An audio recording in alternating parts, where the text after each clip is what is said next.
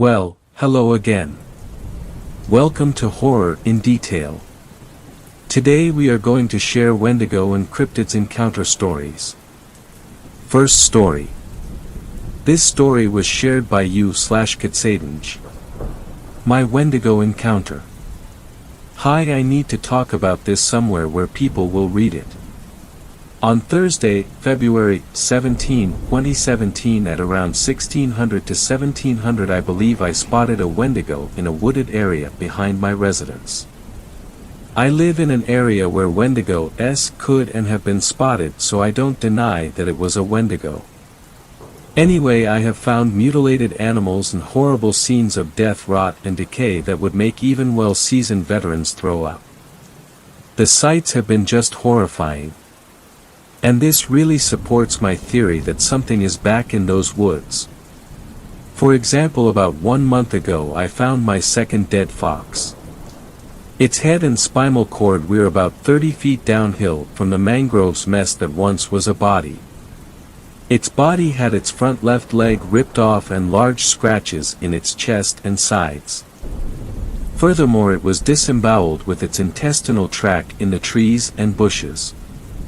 There were also signs of a struggle because fur from another animal and some sort of black liquid were on the ground and under its nails.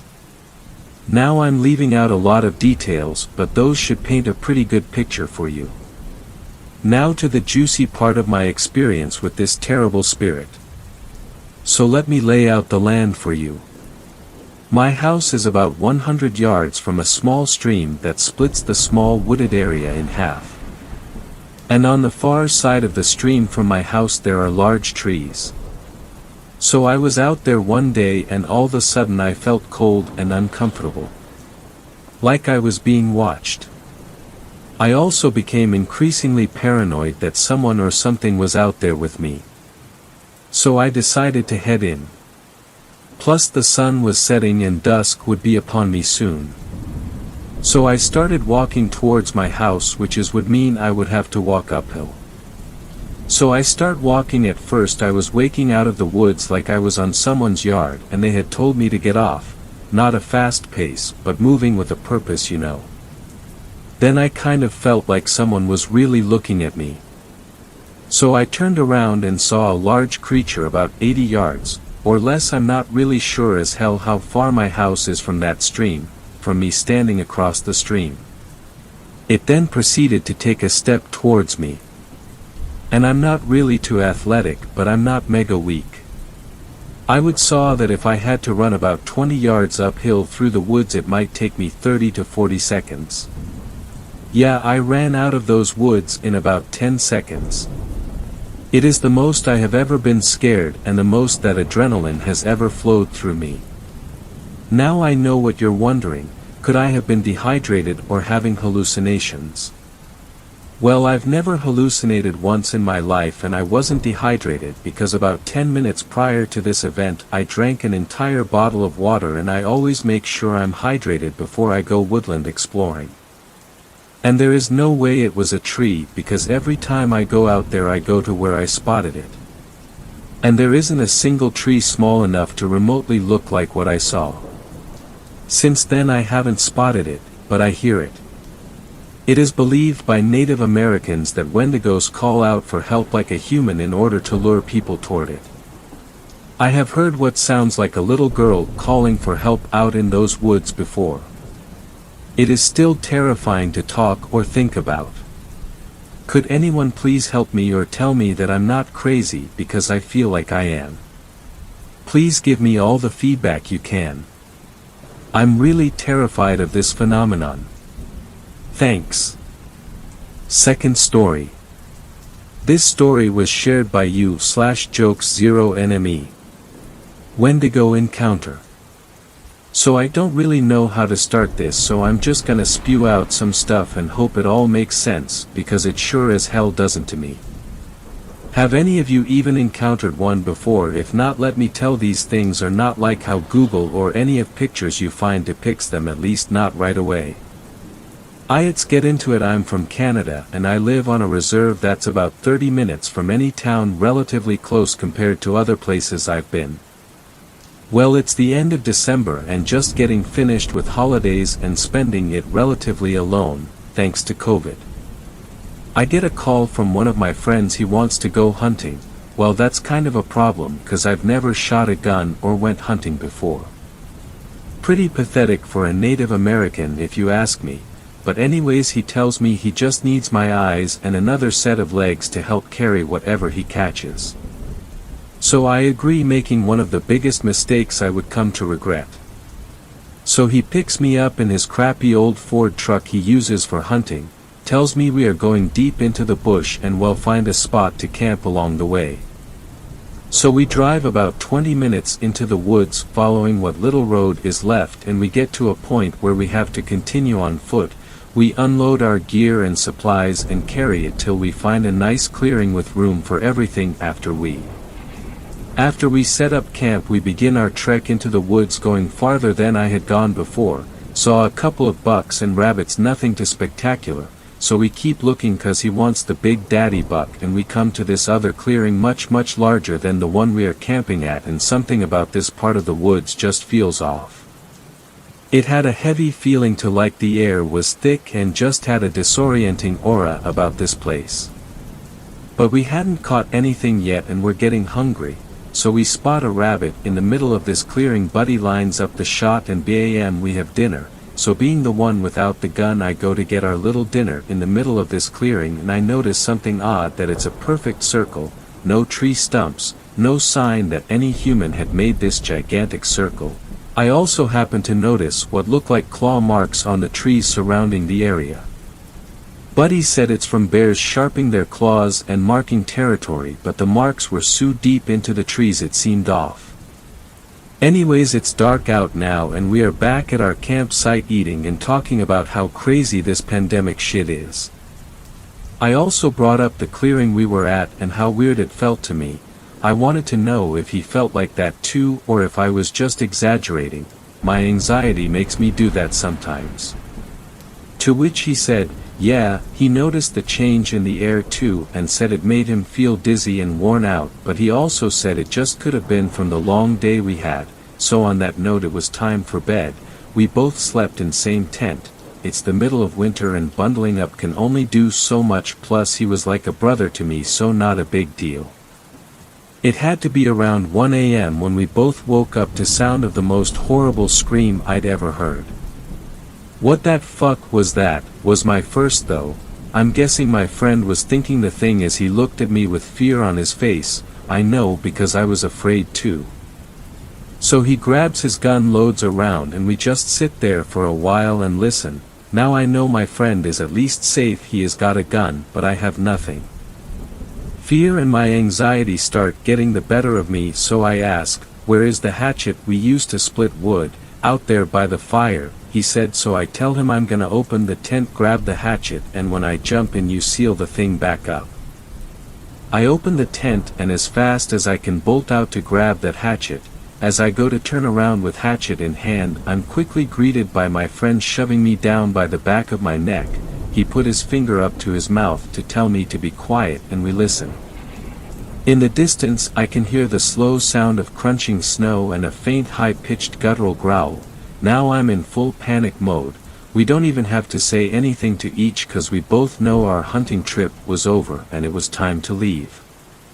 All we had to do was make it to the truck.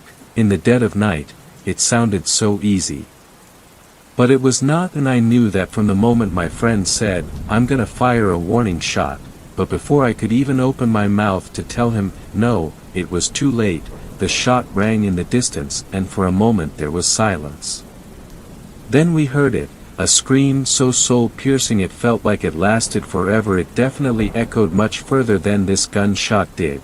It was petrifying. I'd never heard such a haunting scream before, that I was literally frozen in fear. Then we could hear whatever made this scream was charging right for us, with the sound of crunching snow getting closer and closer. We looked at each other and just ran in the direction of the truck, frantically sprinting, calling out to each other to make sure the other hadn't fallen behind. We're almost there, we kept telling each other as we are weaving through trees, making a beeline to the truck. trying to ignore the sound of this growl that sounds like it's right in my ear, but I can see the truck. We're gonna make it, we're getting out of here. As we come up to the truck, my friend makes it to his side and unlocks both passenger and driver side at the same time. As I open the door, he does too at the same time, and then he's gone in a flash of white. This thing had gotten him, ran at him with such force that when it tackled him it shook the truck side to side. I stood there in shock. I call out to him, but all I can hear are screams and a couple gunshots and then dead silence again. I know in my heart that my friend is dead, and so am I if I don't get the fuck out of here. I go over to the driver's side and find the keys on the ground. He must have let them go when he got tackled.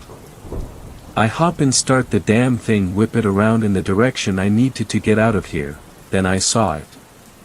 Skin as white as snow, completely hairless, eyes that had sunken into its head made dark circles around eyes that were just as white as its skin, no nose, teeth so jagged and sharp shined with the color of blood, and its lips looked like they had been chewed off, so all you're staring at is teeth.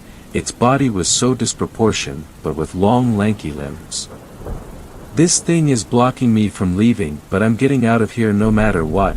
I floor it with the tires spinning. I shoot forward, and so does it, screaming that blood-curdling scream as it charges at me. Now I'm getting up close and personal as this thing lunges at the truck and bounces of the hood and over top of the truck. As I am speeding away, I glance at the rear view mirror and witness this thing get up and just stand there watching me drive off with its head tilted slightly. I knew I had just escaped death with the price of losing my friend. Third story. This story was shared by u/SilverInkBlot V2. Wendigo. Norma Jean drew a heart on the back of my hand in hoop snake blood. When that fades, she said, tapping the center of her work, you may forget about me. Norma Jean and I dated on and off through high school and then some. We grew up wandering the forest and exploring the caverns surrounding Ripple Creek, running from the hide-behinds and hodags when we stumbled too far into their territory. The backwoods of Minnesota were our playground, from the shores of Loon Lake to the edge of Crazy Dan's property, where the pine trees grew so tall you couldn't see the sky. The day Norma Jean disappeared, I saw a tea kettler scuttling around the shed behind my place. It walked backwards, like they do, and bumped right into the pile of wood I spent all day chopping. Tea kettlers don't ever stray so far from the woods. They're very shy.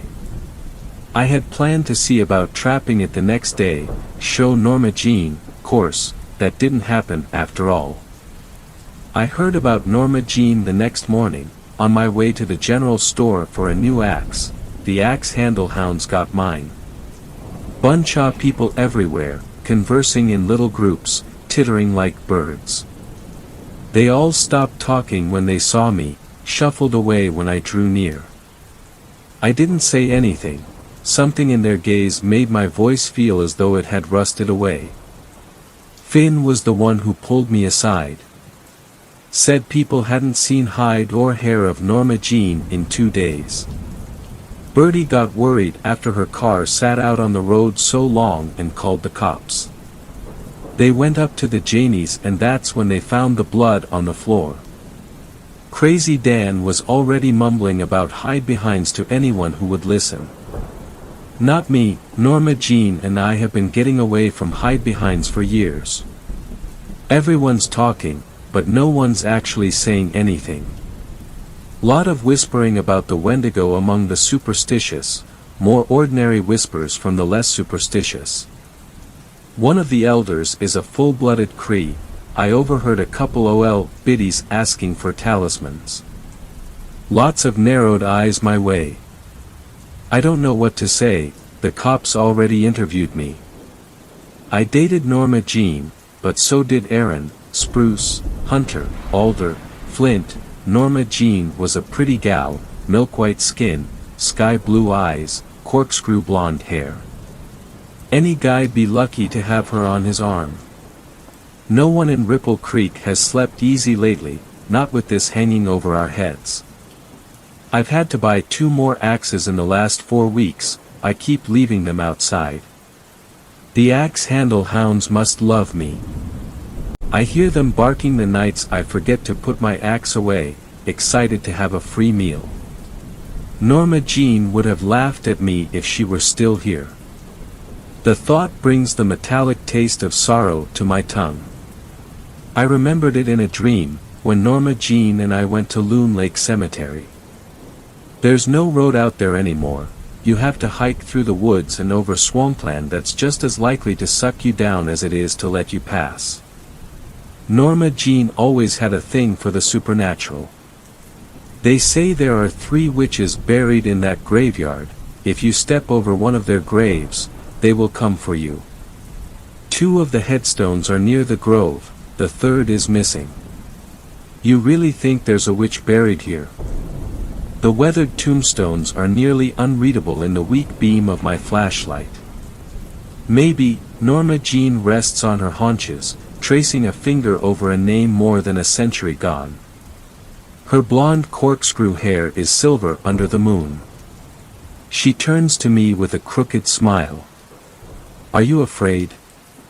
The place did give me the shivers, even in my dream. But I wasn't afraid. No. She smiles a little wider. There are too many teeth in her mouth. Are you sure? I woke up with a pounding heart and a lump in my throat.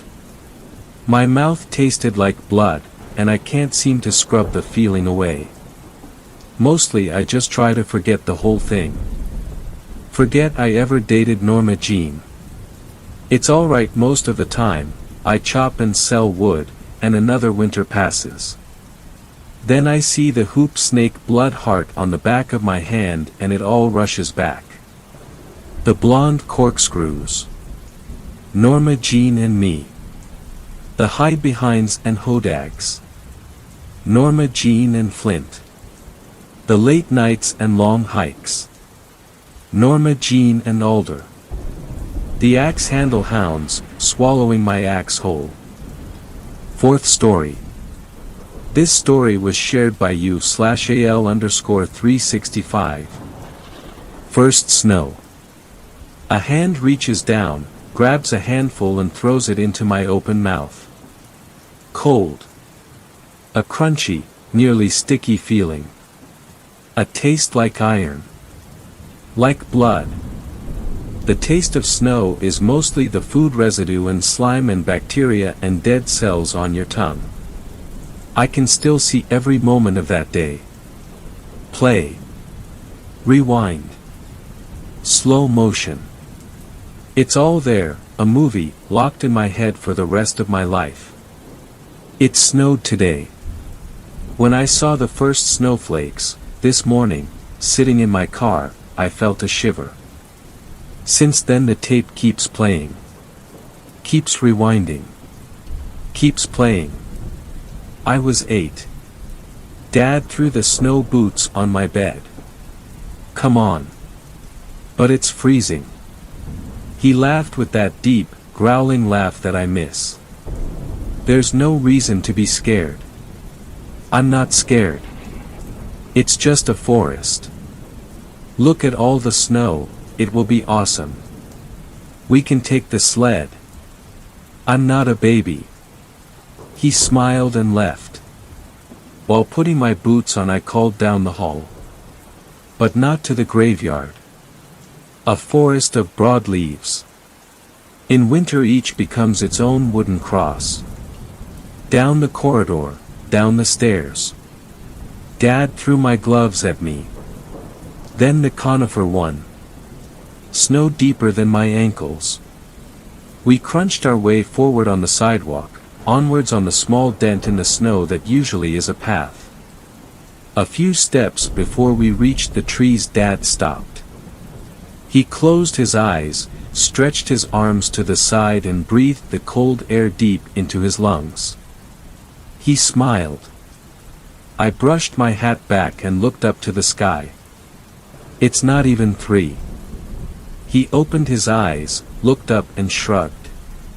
It's winter. Between the evergreens the sky was barely visible. Dark green was dark gray. In the distance gray turned into black. Dad, is it darker over there? You scare easy, don't you? He reached for a handful of snow and I quickly turned around. Hey, I'm not going to throw it. I waited but nothing hit me. I turned slowly to look at him. His right glove was stretched towards me, palm up, with a small heap of white snow. He was chewing something. Taste it. He taught me about the bacteria and the dead cells on your tongue. What you taste, when you eat snow, is yourself. Your own, dying cells. Of course he didn't say it like that. Dad had always liked winter. When I was too small to walk he had pulled my sled. Later he had carried me on his shoulders. Then, someday, I had to walk beside him. It was weird for me to walk through a frozen landscape with no goal or purpose. Just to walk into the forest and back. This is nature. I know. This is real life, not like your TV. Dad.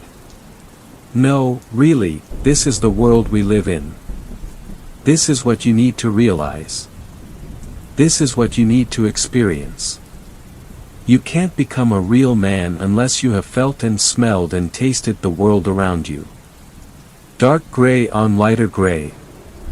Dad, is something over there?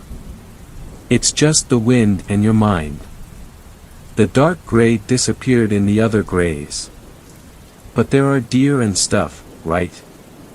Are you sure there aren't any wolves? Dad laughed. That laugh again. My stomach tingles just thinking about his deep, full, growling and roaring laughter. He grabbed a handful of snow. I was not prepared for the cold white being crunched all over my face. The cold white. In that light it was just the cold gray. Snow fight. He threw, I threw, he threw more, I ran, he chased me. Throw, chase, until my breath ran out. I hid behind a tree, he threw snowball after snowball against it and a fine dust of snow rained on me. Fast, one-handed snowballs, like a human machine gun. Finally he paused and I rushed around the tree to throw a big, icy hard ball at him. I hit his chest. Only one of his snowballs missed my face. We both laughed. This happiness, he only had it in winter, out there. He closed his eyes and breathed deeply again. This is life. I grabbed snow with both my hands. I'm not a fool. His weight fell on me, pressed my face in the snow. I screamed and he laughed more. Let me go. Not until you become a man. You're killing me. Become a man then. I am a man. I am a man. Let me go. No, eat it. What? His hand held a snowball towards my face, gray as the world around us. Taste it. Why? Someday you'll thank me. I wrestled one of my hands free. Took the snowball. You're crazy, Dad. Took a bite. He rolled off me. Now, that's a man. This is disgusting. He got up. It's just snow. It tastes different from the one before. He grinned. Maybe there's some wolf pee in there. I'm serious. And look, there are some darker spots. My God, you shouldn't listen so much to your mother. He took the remainder of the snowball from my hand and threw it through the trees. I didn't see where it landed. The world was so dark that I didn't see much at all. Dad, it's really dark now. It's not even 4. Let's go home, please. He brushed the snow off his clothes. Fine. We followed our footprints back. The trees stood closer than before. The sky was more gray than black. Somewhere, to the right, again and again a gray moved on top of all the other grays. Dad, there really is something. You can feel when others are nervous. You can see it from the way their eyes narrow slightly. Dad's eyes narrowed. There's nothing. Are you sure this is the way we came? He pointed towards the footprints in the snow. Those are yours. Are you sure we're alone? He looked around, quickly. I too looked, but the gray was thick, suffocating, impenetrable. Shades of gray, in all directions. A line of footprints our only guide. His pace quickened. Yes. I'm really sure. Okay. I didn't mention that there was a moving gray on gray, to our right. I saw his eyes move there. I saw his eyes scan the ground. He took a step to the left, closer to me, then stopped and let me pass. Behind me he broke a stick off a fallen branch that was sticking through the snow. With 2 big steps he caught up. He was to my left. The stick was in his right hand. Let's hurry. I'm really cold. I nodded with my head straight but with my eyes to the right. The dark gray, moving. A shape larger than Dad. I'm scared. He let me pass again and switched to my right side. There's nothing to be scared of. His steps got bigger, so big I had trouble keeping up. His breathing, my breathing, and our feet crunching through the thick snow. And the wind, whispering, brushing through trees and branches. Snow falling. We were walking fast. The snowflakes were gray. His head was turned slightly to the right. The dark gray was still there, behind the trees, keeping pace, getting bigger. For a moment his head turned to me. Let's have some fun. His voice was flat. I walked faster. I just want home. You really don't need to be scared. The world was so dark that the tips of the trees fused with the sky. I hate this forest. Okay, you want to get home. Let's have a race. I didn't answer. I ran. Dad ran. The gray ran. I heard it running. Dad pulled past me. Come on, you can beat me. Even while running he held the stick high. I can't do faster. Yes you can. My legs were hurting. My feet slipping in the snow. I can't. You're a man. You can. A light peeked through the trees. A loud crack of breaking wood from our right. I could run faster, faster even than I could think where to run.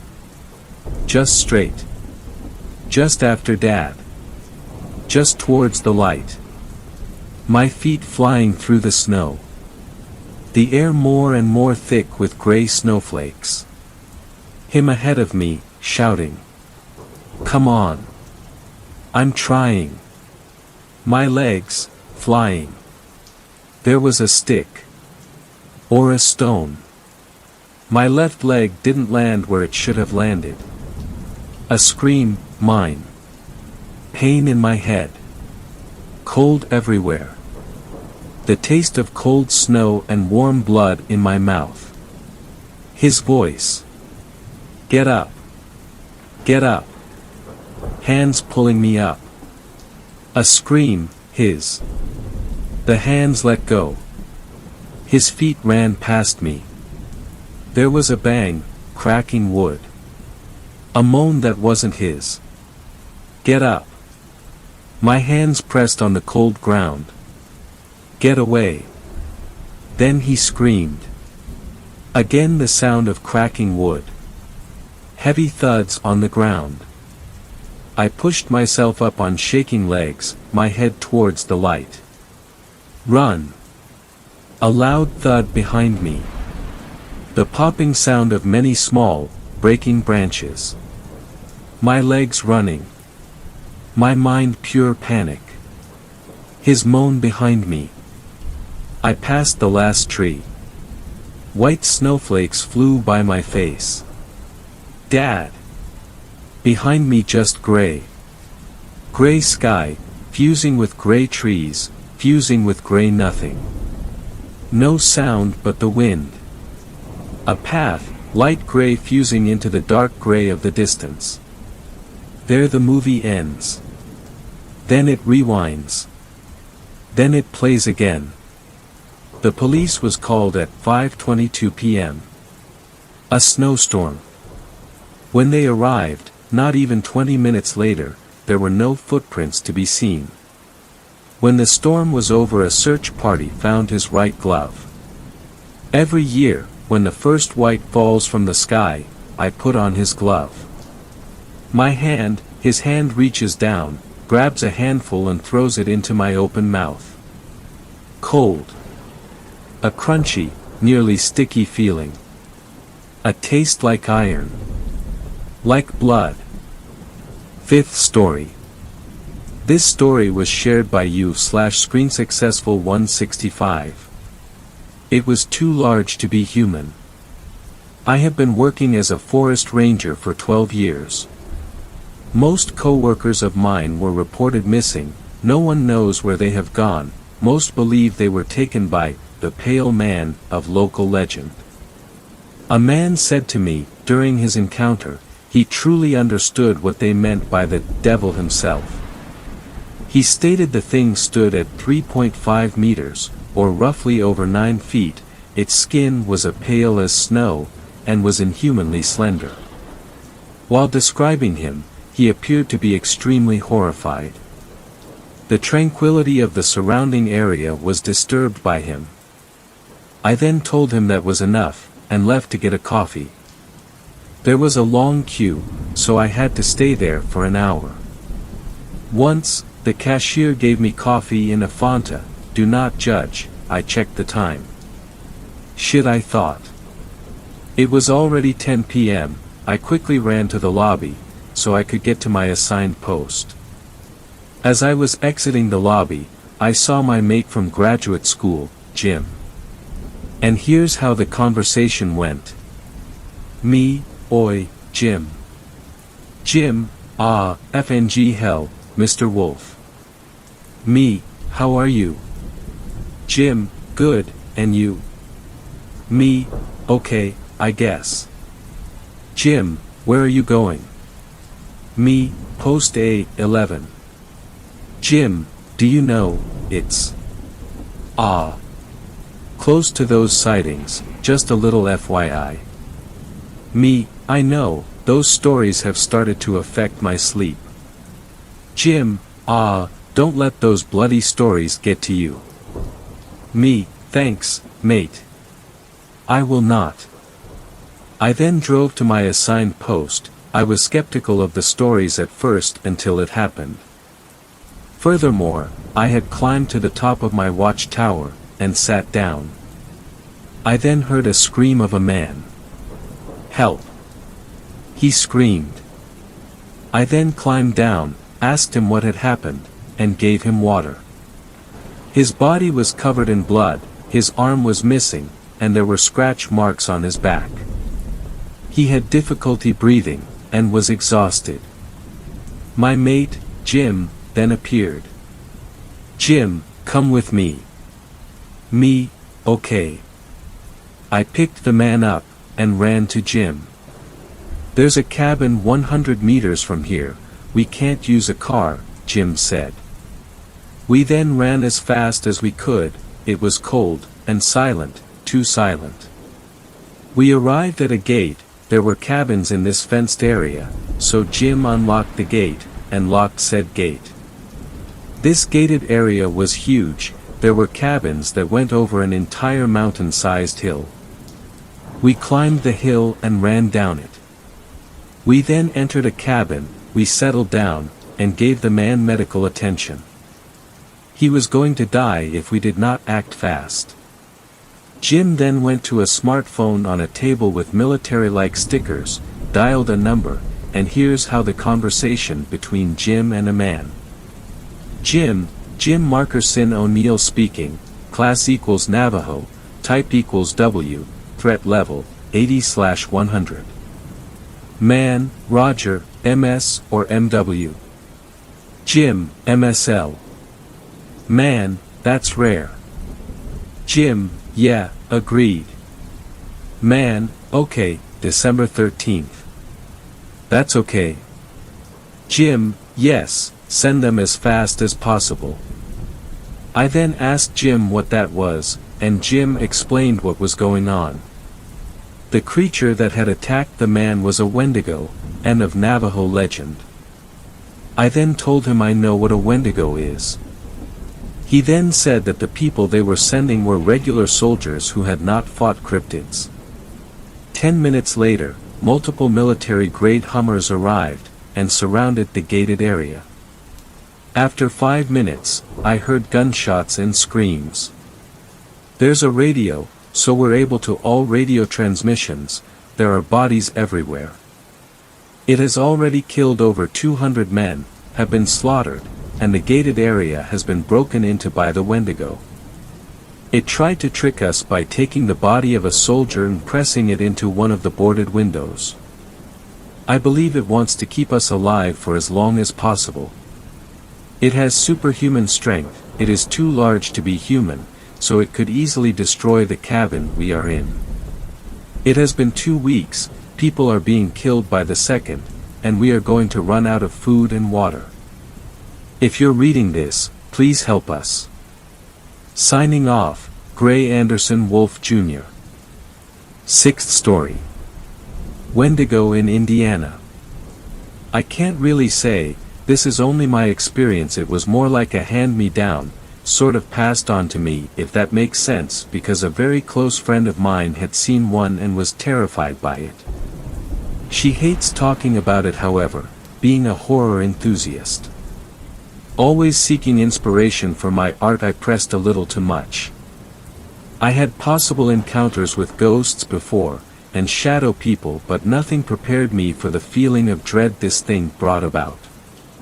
After I kept asking about it, I started trying to find it. I did research and I think I drew it to me, perhaps simply because it had my attention. It started out with me just thinking it was watching, or if not the Wendigo, it was something. Then maybe I could hear it. I told myself I was obsessed, that it was lack of sleep, just plain going crazy. I mean, I believed my friend's tale to a degree, but how could it be coming after me? It couldn't be contagious.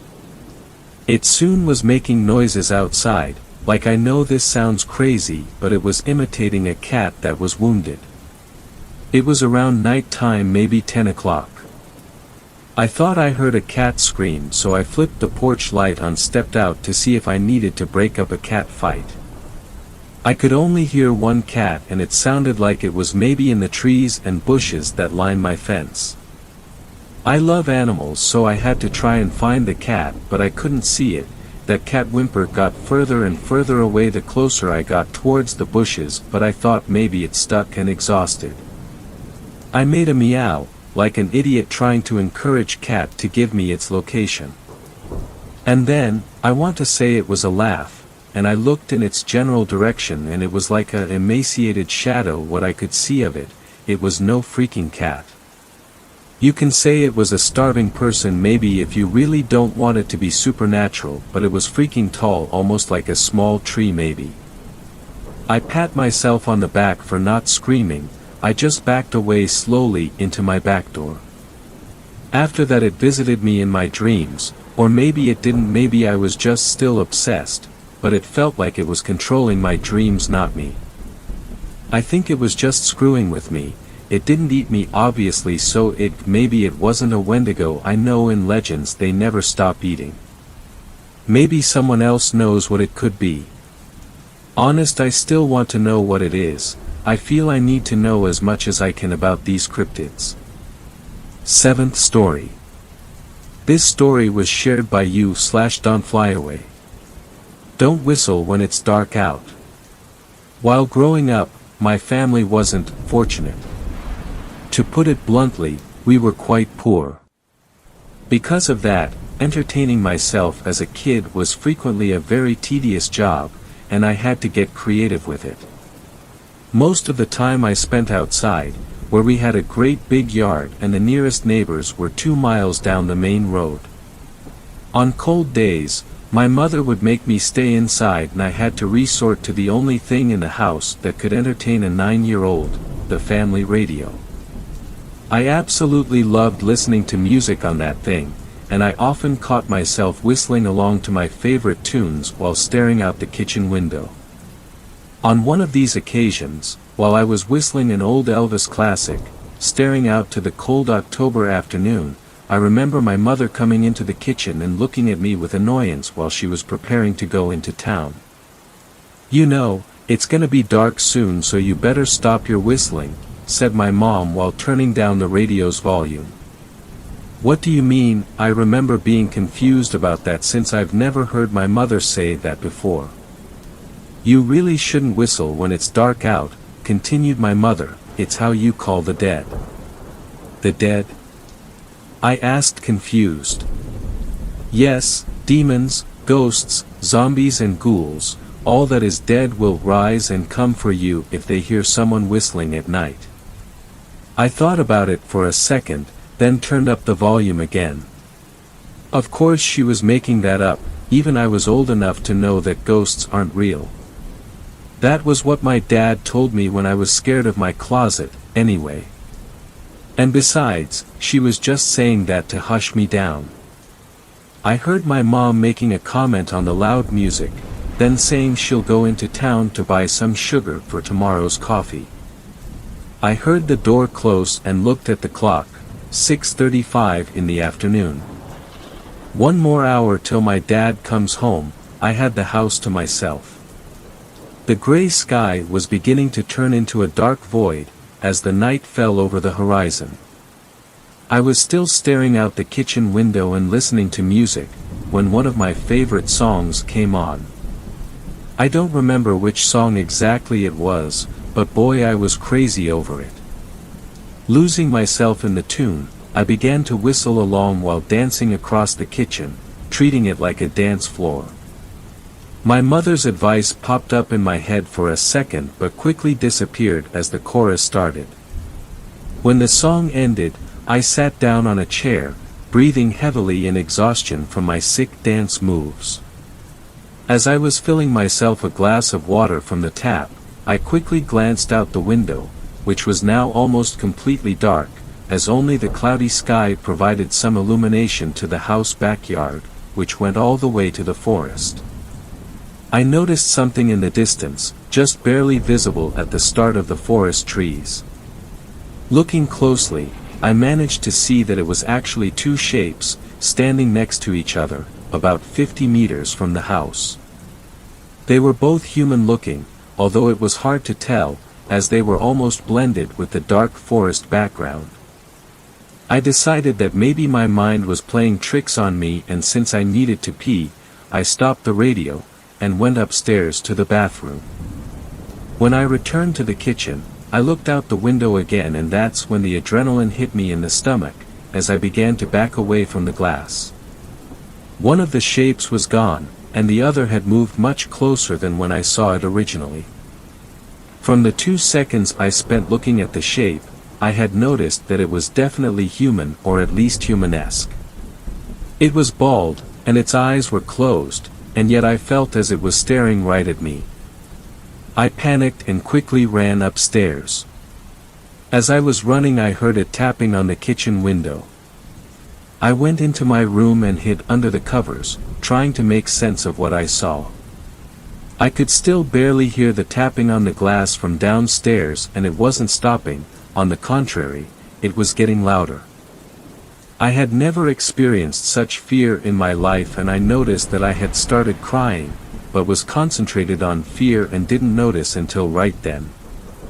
I must have stayed under the covers for 20 minutes, when finally the tapping stopped. I heard an engine outside and immediately sighed with relief. It was my dad, coming back from work. I told him about what I saw and he grabbed his gun and a flashlight to investigate. He found some footsteps at the edge of the forest but nothing close to the house. Since then I refused to be left alone during night time and absolutely never whistled again. And ever since that day I constantly feel that someone is watching me at night, silently, just waiting for me to make the same mistake again. 8th story. This story was shared by you/Dadams 2016. Wendigo Encounter. This will be a bit of a read. I live down in Central Texas. It started with a friend of mine, Luke, needing a ride back to town from Houston. He's like family, so I went and brought him on back. He stays kind of near the Dripping Springs area. Before he was in Houston, he and I had always heard some strange sounds at night on his property, but we always shrugged it off. He's got livestock, so we often protect them from coyotes and other things. Plus we normally shoot guns out there and don't really worry about what's lurking out there. The night I brought him back, we pulled into his long driveway to head to the house, and along the driveway he has this fire pit about 40 feet away from said road. I know these creatures are tall, but hear me out. Down by the pit, from the car, we both noticed two, blue-bordered, massive yellow eyes in my headlight beams staring straight at us. I said, "Luke, what the F do you see that?" as I reached for my flashlight and one of my firearms, ended up grabbing my .22 with hollow points, and I jumped out of my car window to run straight to the gleaming eyes. They seemed to blink once and then vanished into the dark. I ran to where I saw it standing and looked all around, the whole FBI flashlight/handgun stance. Scanning. I hear footsteps approaching from behind. Startling at first, but these steps were from Luke coming up behind me, yelling, "Watch out, watch out." I turn around to him a few feet away. He'd stopped. He looked confused and looks around, then said, "It was just behind you and it was waist high." I think to myself, what's waist high and has night vision? Mountain lions. So that's what I thought for a moment. Still standing in that spot, he says, "We need more gear," so we went to my car. We loaded/geared up. Killed the engine. Then, back into the trees. We approached the tree line, aiming the lights into the trees, about waist high. Then I beam my light upwards and see those same eyes dart in a straight line to our left, further into the trees, away from my car and away from his house. Now we're spooked. How is it 9 to 10 feet up in the air or the trees without making a single noise? No wing flap, no twigs, footsteps. Just dead silence. It's about 2:30 a.m. now. We have been following and going the direction we saw the eyes trail towards, staying very quiet. Suddenly. Y'all. I promise and swear on my life to this day. Out of the thicket, about 8 feet in front of me, I see the eyes open within the darkness of the woods. Massive. Glowing, and a few inches apart, which made me assume that this creature has size on its side. It stared into me, I stared back. I'm facing this unknown creature at this moment and I shakily ask, "Luke, are you seeing this?" Not moving my flashlight and not breaking eye contact, I want to know where this thing is and I want to know if it moves. I don't, dude, what do you see? Luke, are you sure you don't see this? I don't. What is it? I assume the only reason he did not see these eyes is because of my flashlight and my angle with the beam. He was not standing directly in front of the creature, as he was about 6 feet to my right at the moment, so I understand why he couldn't see what I saw due to angle and perspective. After that little back and forth, I see it approach me. It got closer. Hell no. I raised my handgun. I said, "I'm firing," and then fired at this unknown being directly between the eyes. The round I'd just fired stirred up a lot of shit. We heard a very short but low-pitched growl/grunt, followed by what sounded like something very heavy, easily heavier than myself, knocking into a couple of the trees around it. Above, the birds in that tree dispersed, we heard no footsteps, no retreating, and stayed there a few moments longer. Listening. Scanning. We stayed out there waiting to hear or see anything else for about an hour after that, but the night was quiet and calm afterwards. We go inside, call it a weird day and go to bed. Next morning, we went to where we spotted and fired. Then we found a bunch of triangle, shaped footprints that lead to the fence. We look up. There's a break in the top fencing's wires. Right on the other side of the break, a few limbs/branches had been freshly broken off as they lay on the ground. Some remained dangling and facing the forest floor, like where you would land if you were to jump from the wire break at the top. This is all I have on this story, other than the fact that my friend and I to this day still occasionally see those eyes at night, in our dreams and in our windows. Ninth story. This story was shared by you/Lucky12. I had an encounter with a Wendigo in northern Idaho. This was a few years ago and I haven't done much research on it until recently. My family and I had gone up to my grandparents' house. They had 10 acres of land and only used about 1 to 1.5 acres for the house and yard. They had a large, dense, pine forest area all around their house. Except for the road to it, there was forest for miles around. They had cut down some trees to make four-wheeler paths that we could ride on when we went up there. One day my sister and I were riding out on the paths on some of my grandparents' four-wheelers. For whatever reason, I think it was to get a drink but I don't entirely remember, my sister went inside. I thought nothing of it and kept riding the four-wheeler I was on. Well, about 3 minutes later I was driving past a really dense patch of the forest. Over the four-wheeler engine I heard a loud growl. I heard it clearly to my left in the patch of forest. Thinking it was just a coyote, I looked over towards where I heard the growl. I did not see a coyote. You know that feeling when you look into a forest at night and you get scared something will stare back at you? Well, this happened to me in the middle of the day. What I was looking at still haunts me to this day. I was staring into two large, yellow eyes. It appeared that they were sunken into the creature's face. The eyes were probably about 1.75 times the size of a normal human eye, and they were watching me. I could see by looking at the eyes alone that this was a smart creature. I didn't get to see what it was because it was standing in a bush. This bush was very large, like probably about 10 feet tall. About 8 feet up this bush is where I saw these eyes. I couldn't see any other part of this creature, but I didn't stick around to find out what it was. I put the four-wheeler into drive and sped up to about 55 to 60 miles per hour. I ran inside and did not go back out on the paths for the rest of the trip. No one else in my family saw anything, but I was terrified of whatever it was. Fast forward 6 years and it is this year. I was talking with my friend about spooky things we had seen.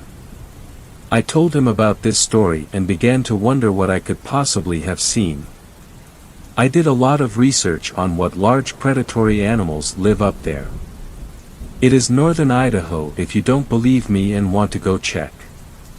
After doing a little bit of digging I found that no animals that were 8 feet tall. I didn't believe it because I was skeptical of anything that was paranormal. I checked again and again because I didn't want to believe it was something that no one had ever captured or been able to prove existed.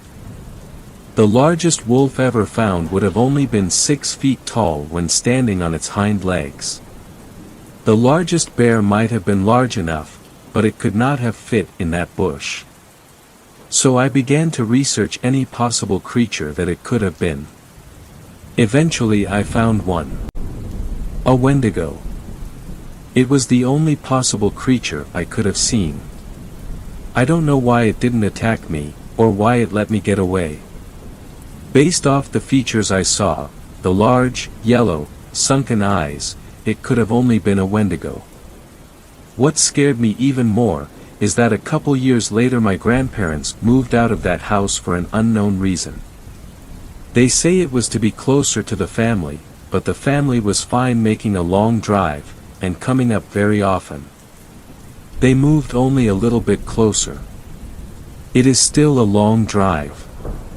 10th story. This story was shared by you/Unathana. Wendigo stories. When I was young, I often spent parts of summers with my grandmother in her home out in the country. It was my favorite place in the world, and I always looked forward to the week-long stays of gardening, baking, late-night fires with s'mores and ghost stories, and enjoying having my grandmother all to myself. There was a pond, not far from her house, where I would sometimes go to swim. It was home to quite a few frogs, and at night they made the most incessant noises. I complained to my grandmother only once, saying I couldn't enjoy the night breeze with all that racket. She took me on her lap and told me a story about an old man and woman who lived near a lake. The old man couldn't stand the singing of the frogs, but his wife told him that they kept the Wendigo away, and to harm them would be unwise. Well, he didn't listen, and set about methodically catching all the frogs on the lake. It was a process that took some time, but he did not stop until he had rid the lake of the pesky amphibians. That night, without the protection of the frogs, he and his wife were slaughtered by the Wendigo, a vicious, whip-like demon creature with elongated fingers ending in razor-sharp talons, and rows of silver teeth as thin and keen as needles. I wrote it off as another of her ghost stories, though she seemed more serious than usual about it. I never complained about the frogs again, mostly because I grew to enjoy them, and put the story out of my mind. In fact, I'd forgotten all about it until it came up this past spring in a Native American literature class I was taking in college. The mention of the Wendigo sparked that old memory of my grandmother's story. I thought she had made up the word. I didn't realize there were stories about it, originating in Algonquian legends. Eager to connect something from my childhood to the topic, I googled it, only to find that my grandmother had apparently been mistaken. There was nothing I could find about the story she had told me, nor any references of frogs providing protection from the Wendigo. In fact, the Wendigo of legends seemed very little like my grandmother's version. They were said to be insatiable, craving human flesh, and sometimes created from the forms of people who had resorted to cannibalism to survive. Descriptions varied, but they sounded almost nothing like my grandmother's bogeyman version. I actually chuckled as I read it, almost a bit embarrassed by how badly my grandmother had messed up the original tale. I changed residences this summer, moving to a newly built, 1,000 square foot, on each side, duplex on the edge of town. The other side is to be occupied by my landlady, who'd had the place built. However, she isn't scheduled to move the rest of her stuff in and begin living there for a couple of weeks. She's waiting for her lease to end. Even though my new place is only a few minutes from the edge of town, it feels much more isolated. I enjoy the seclusion of my new home and its proximity to a more natural setting. I'm surrounded by woods, and from my patio, I can even see a pond beyond the carefully landscaped lawn, which is meticulously carved out from the surrounding woodlands. Just like the pond near my grandmother's house, the frogs have put up a ferocious racket lately. I prefer not to pay to run my air conditioning if I can help it, so I have every window open to catch a breeze. That means that I can hear them as clearly as if I were standing on the water's edge. It took a few days to get used to the noise, but I'm fine now, just like I was those summers when I was young. In fact, the noise has been comforting to me during the stress of the move. Tonight is different. I find myself standing in my living room, staring at where the pond is, though I can't see it in the dark. The air is eerily still, and oppressively warm, but all my windows are shut, and I feel impossibly cold. I'd long since convinced myself that my grandmother's story had been a silly tale, a twisting of an old legend by irreverent storytellers. But for some reason, I have the most overwhelming sense of dread growing in the pit of my stomach. I don't know what to do. I'm trapped. Leaving my house means braving the darkness beyond my home, but I don't know if I'm going to be safe in here either. The frogs have stopped singing. 1. Thanks a lot for watching the video till the end. Subscribe to our channel Horror in Detail. Drop your opinions/suggestions in the comments section, and like the video as it helps with the YouTube algorithm.